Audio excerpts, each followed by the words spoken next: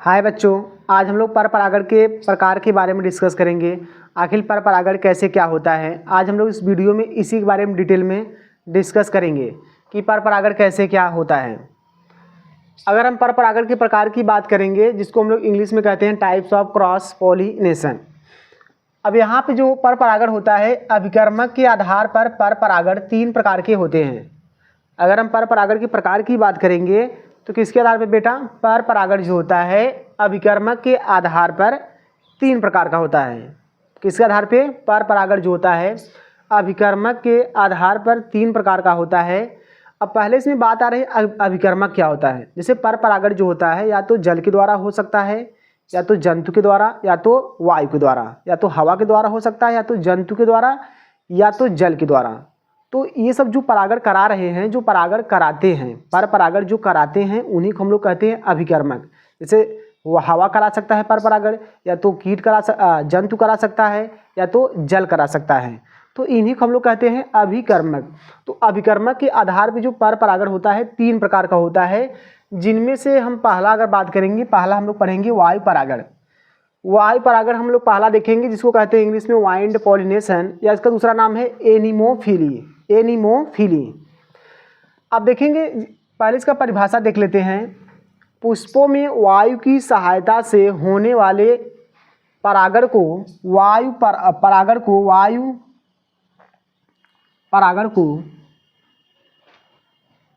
परागण कहते हैं, तथा इस प्रकार के पुष्प को वायु परागित पुष्प कहते हैं। ये तो इसका परिभाषा हो गया। अगर किसी पुष्पों में वायु के द्वारा, हवा के द्वारा परागण हो रहा है तो इस प्रक्रिया को हम लोग कहते हैं वायु परागण, और इस प्रकार के पुष्पों को हम लोग कहते हैं वायु परागित पुष्प। अर्थात जिन पुष्पों में हवा के द्वारा परागण होता है उस पुष्प को कहते हैं, ये जो पुष्प है ये क्या है, वायु परागित पुष्प है। जैसे कौन कौन पुष्प है, एग्जाम्पल देख लेते हैं। जैसे अगर हम इसके एग्जाम्पल की बात करेंगे, जैसे मक्का हो गया, ज्वार हो गया, चावल हो गया, गेहूं हो गया, इन सभी में जो परागण होता है हवा के द्वारा ही होता है। अगर बेटा अगर इसमें देखेंगे, यहाँ पे जो इन सभी में जो परागण होता है हवा के माध्यम से ही होता है। अब यहाँ पे अगर हम देखेंगे, अब यहाँ पढ़ेंगे वायु परागित पुष्प की विशेषताएं। वायु परागित पुष्प की विशेषताएं देखेंगे बेटा। आखिर वायु परागित पुष्प की विशेषताएं, अर्थात जो वायु परागित पुष्प होते हैं वो कैसा देखने में, उनका लक्षण गुण कैसा है, देखने में कैसे लगते हैं, आखिर कैसे होते हैं, उन्हीं के बारे में हम देखेंगे। अब देखेंगे यहाँ पे आपको इतना अपनी तरफ से लिखना पड़ेगा। वायु परागित पुष्प के प्रमुख विशेषताएं निम्नलिखित हैं। अब यहाँ पे हम लोग क्या करेंगे, एक एक करके देखेंगे, पॉइंट है। तो वायु परागित पुष्प आकार में छोटे होते हैं, अर्थात जिन पुष्पों में हवा के द्वारा परागण होता है बेटा, वो पुष्प क्या होते हैं, आकार में बहुत ही छोटे होते हैं। जैसे आप गेहूं का या चावल का पुष्प देखे होंगे, इनमें हवा के द्वारा परागण होता है, तो इनका जो पुष्प होता है बहुत ही छोटे होते हैं। आप देख सकते हो गेहूं और चावल का जो पुष्प होता है, फ्लावर्स होता है, वो पुष्प आप देख सकते हो बहुत ही छोटे होते हैं, बहुत ही छोटे। तो पहला गुण ये हो गया, लक्षण हो गया, विशेषता हो गया। अब दूसरा हम देखेंगे, वायु परागित पुष्प रंगहीन, गंधहीन तथा मकरंदहीन होते हैं। ये भी है, देखा गया, ये भी है भैया कि जो वायु परागित पुष्प होते हैं न तो उनमें रंग होता है, और न ही उनमें गंध होता है, और न ही उनमें मकरंद होता है। मकरंद मतलब पुष्प का जो रस होता है उसी को कहते हैं मकरंद। अब इसके बाद देखेंगे, तीसरा देखेंगे, वायु परागित पुष्प अधिकतर एक लिंगी होते हैं। ये भी है, अगर कोई पुष्प हवा के द्वारा किसी पुष्प में परागण हो रहा है, अर्थात जो वायु परागित पुष्प होते हैं वो अधिकतर देखते हैं हम लोग क्या, वो एक लिंगी होते हैं, मतलब मैक्सिमम क्या होते हैं, एक लिंगी होते हैं। अब चौथा अगर पॉइंट की बात करेंगे, वायु परागित पुष्प में परागकण अधिक संख्या में बनते हैं। वायु परागित जो पुष्प होता है, अगर मैं बेटा अगर बात करेंगे, इनमें जो परागकण होता है क्या होता है, अधिक संख्या में बनता है। क्यों? क्योंकि जो वायु परागित पुष्प होते हैं उनमें हवा के माध्यम से परागकण क्या होते हैं, बहुत संख्या में नष्ट हो जाते हैं। तो यहाँ पे वायु परागण हो गया। अब हम लोग पढ़ेंगे, इसके बाद यहाँ पे हम लोग पढ़ेंगे क्या, वायु परागण हो गया, दूसरा पढ़ेंगे जल परागण, तब तीसरा पढ़ेंगे जंतु परागण, तब जाकर के वीडियो क्या होगा, समाप्त होगा। तो आओ देखते हैं इसके बारे में। अब बेटा इसमें हम लोग देखेंगे यहाँ पे जल परागण कैसे क्या होता है, क्योंकि वायु परागण हो गया है। अब यहाँ पे हम लोग देखेंगे जल परागण। अगर जल परागण की बात करेंगे, जल परागण को हम लोग कहते हैं वाटर पॉलिनेशन, और इसका बहुत इंपॉर्टेंट नाम है दूसरा, जिसको हम लोग कहते हैं हाइड्रोफिली। दूसरा इसका नाम बेटा है हाइड्रोफिली। अब देखेंगे यहाँ जो जल परागण होता है, सेम परिभाषा, आपको एक परिभाषा याद कर लेना है, सभी का परिभाषा याद हो जाएगा। पुष्पों में जल की सहायता से होने वाले परागण को जल परागण कहते हैं तथा इस प्रकार के पुष्प को जल परागित पुष्प कहते हैं। अगर देखो वो भी परिभाषा सेम है, वैसे ही है, जहाँ पे क्या है, जहाँ पे यहाँ क्या है, जल परागण, जल की सहायता से अगर हो रहा है जल परागण, अगर हवा के द्वारा हो रहा है तो वायु परागण, अगर जंतु के द्वारा हो रहा है तो जंतु परागण, बहुत सेम है। अब इसमें हम देखेंगे क्या जल परागित पुष्प की विशेषताएं देखेंगे। पहले इसमें देख लेते हैं यहाँ पे क्या जल परागित, अगर किसी पुष्पों में जल के द्वारा परागण हो रहा है तो हम इस प्रकार के पुष्पों को जल परागण कहते हैं तथा इस प्रकार के पुष्पों को हम लोग क्या कहते हैं, जल परागित पुष्प कहते हैं। ये तो परिभाषा इतना हो गया।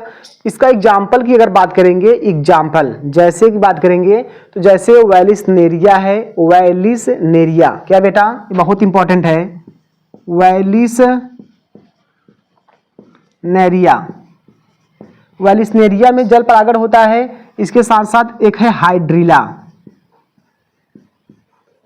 हाइड्रीला बहुत ज्यादा पूछे जाने वाला क्वेश्चन है, वेलिसनेरिया और क्या हाइड्रीला।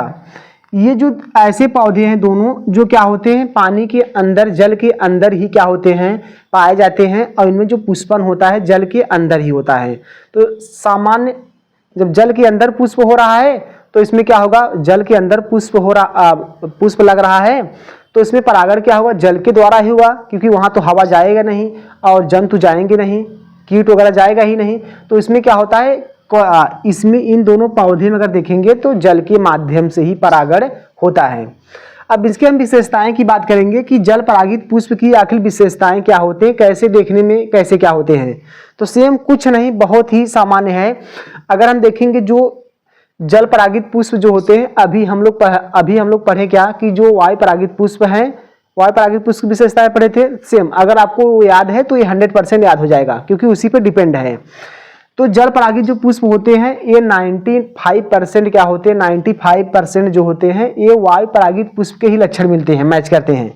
तो जैसे देखो यहाँ पे जल परागित पुष्प आकार में छोटे होते हैं, वायु परागित पुष्प भी आकार में छोटे होते हैं। जल परागित पुष्प रंगहीन, गंधहीन तथा मकरंदहीन होते हैं, वो भी गंधहीन, रंगहीन, मकरंदहीन था। अब इसके बाद जल परागित पुष्प अधिकतर एक लिंगी होते हैं, वो भी एक लिंगी था। तो बता रहे हैं यहाँ पे जो जल परागित पुष्प है वही क्या है, वायु परागित पुष्प का लक्षण सेम है, बस 2-4% क्या है अलग होता है। तो इसके बाद हम देखेंगे यहाँ पे क्या अंतिम वाला देखेंगे क्या, तो जल परागित पुष्प का परागकण श्लेष्म आवरण से ढका रहता है। लेकिन ध्यान दो, समझो, जिन पुष्पों में जल के द्वारा परागण होता है अर्थात जल परागित पुष्प जो होते हैं उनका जो परागकण क्या बेटा, उनका जो परागकण होता है, पोलन ग्रेन, परागकण जो होता है, ये पोलन ग्रेन जो होता है जल परागित पुष्पों का, ये क्या होता है, श्लेष्म आवरण से क्या होता है, ढका होता है। श्लेष्म आवरण से क्या होता है, ढका होता है। श्लेष्म क्या होता है, श्लेष्म का मतलब नाक जो होता है, नाक को हम लोग साइंस भाषा में श्लेष्म कहते हैं।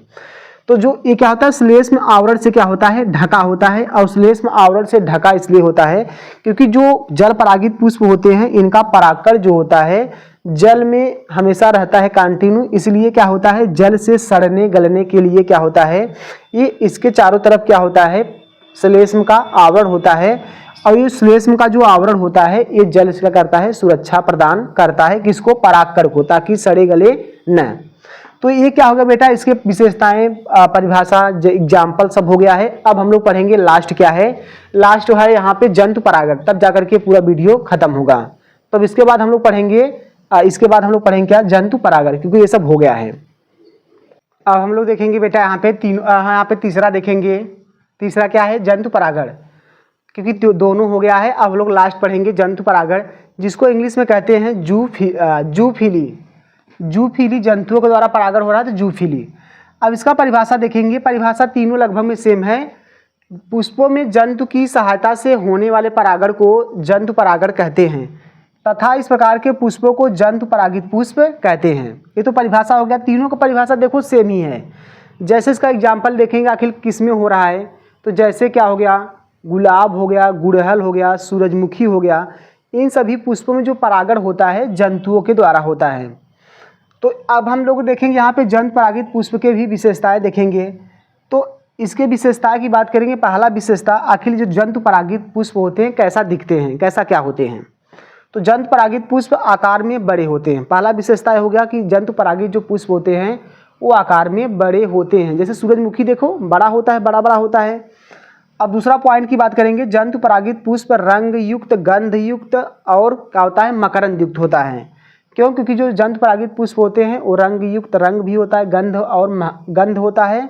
इसके साथ साथ मकरंद अर्थात जो रस होता है, पुष्पों का जो रस होता है वो भी होता है। अब अगर तीसरे पॉइंट की बात करेंगे, जंतु परागित पुष्प एक लिंगी तथा द्विलिंगी दोनों प्रकार के होते हैं।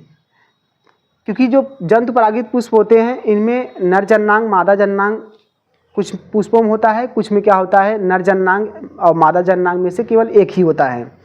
अब इसके बाद हम देखेंगे चौथे पॉइंट की, जंतु परागित पुष्प के परागकण आकार में बड़े होते हैं।